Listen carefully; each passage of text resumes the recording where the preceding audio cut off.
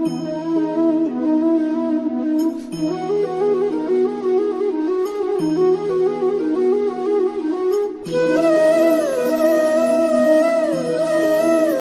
গ্রহণ করুন প্রভু। আগামী রবিবার তো ব্রহ্মোচ্চন্ন একাদশী, তো কৃপাপূর্ব একাদশী মাহাত্ম আমাকে একটু শ্রবণ করান।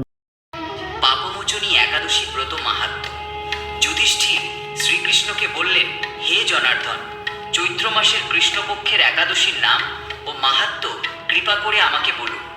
শ্রীকৃষ্ণ বললেন, হে ধর্মরাজ যুধিষ্ঠির, আপনি ধর্ম বিষয়ক প্রশ্ন করেছেন। এই একাদশী সকল সুখের আধার, সিদ্ধি প্রদানকারী ও পরম মঙ্গলময়, সমস্ত পাপ থেকে নিস্তার বা মোচন করে বলে এই পবিত্র একাদশী তিথি পাপমোচিনী নামে প্রসিদ্ধ। রাজা মানধাতা একবার লোমশ মুনিকে এই একাদশীর কথা জিজ্ঞাসা করেছিলেন। তার বর্ণিত সেই বিচিত্র উপাখ্যানটি আপনার কাছে বলছি, আপনি মনোযোগ দিয়ে তা শ্রবণ করুন। প্রাচীনকালে অতি মনোরম চৈত্ররথ পুষ্প উদ্যানে মুনিগণ বহু বছর ধরে তপস্যা করতেন। একসময় মেধাবী নামে এক ঋষিকুমার সেখানে তপস্যা করছিলেন। মঞ্জু ঘোষা নামে এক সুন্দরী অপ্সরা তাকে বশীভূত করতে চাইল, কিন্তু ঋষির অভিশাপের ভয়ে সে আশ্রমের 2 মাইল দূরে অবস্থান করতে লাগল। বীণা বাজিয়ে মধুর স্বরে সে গান করত। একদিন মঞ্জু ঘোষা মেধাবীকে দেখে কামপানে পীড়িতা হয়ে পড়ে। এদিকে ঋষি মেধাবীও অপ্সরার অনুপম সৌন্দর্য দেখে মুগ্ধ হন। তখন সেই অপ্সরা মুনিকে নানা হাবভাব ও কটাক্ষ দ্বারা বশীভূত করে। ক্রমে কাম পরবশ মুনি সাধন ভজন বিসর্জন দিয়ে তার আরাধ্য দেবকে বিস্মৃত হন।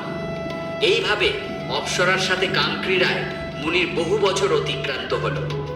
মুনিকে আচার ভ্রষ্ট দেখে সেই অপ্সরা দেবলোকে ফিরে যেতে মনস্থ করল। একদিন মঞ্জু ঘোষা মেধাবী মুনিকে বলতে লাগল, হে প্রভু, এখন আমাকে নিজ গৃহে ফিরে যাবার অনুমতি প্রদান করুন। কিন্তু মেধাবী বললেন, হে সুন্দরী, তুমি তো এখন সন্ধ্যাকালে আমার কাছে এসেছো, প্রাতঃকাল পর্যন্ত আমার কাছে থেকে যাও। মুনির কথা শুনে অভিশাপ ভয়ে সেই অপ্সরা আরো কয়েক বছর তার সাথে বাস করল।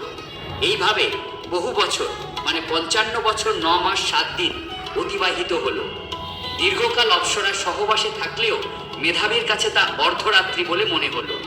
মঞ্জু ঘোষা পুনরায় নিজ স্থানে গমনের প্রার্থনা জানালে মুনি বললেন, এখন প্রাতঃকাল, যতক্ষণ পর্যন্ত আমি সন্ধ্যা বন্দনা না সমাপ্ত করি ততক্ষণ পর্যন্ত তুমি এখানে থাকো।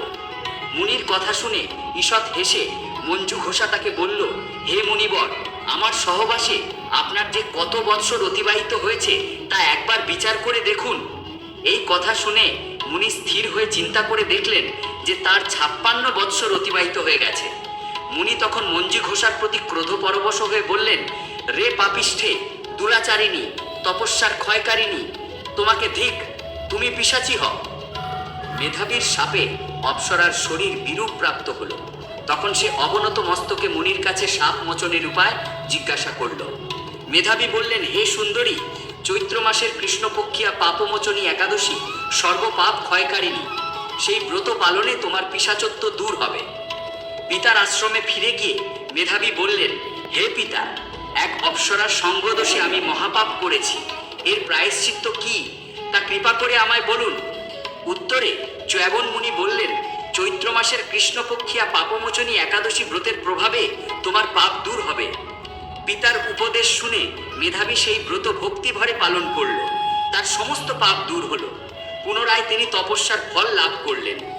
মঞ্জু ঘোষাও ওই ব্রত পালনের ফলে পিশাচত্ব থেকে মুক্ত হয়ে দিব্য দেহে স্বর্গে গমন করল। হে মহারাজ, যারা এই পাপমোচনী একাদশী পালন করেন তাদের পূর্বকৃত সমস্ত পাপই ক্ষয় হয়।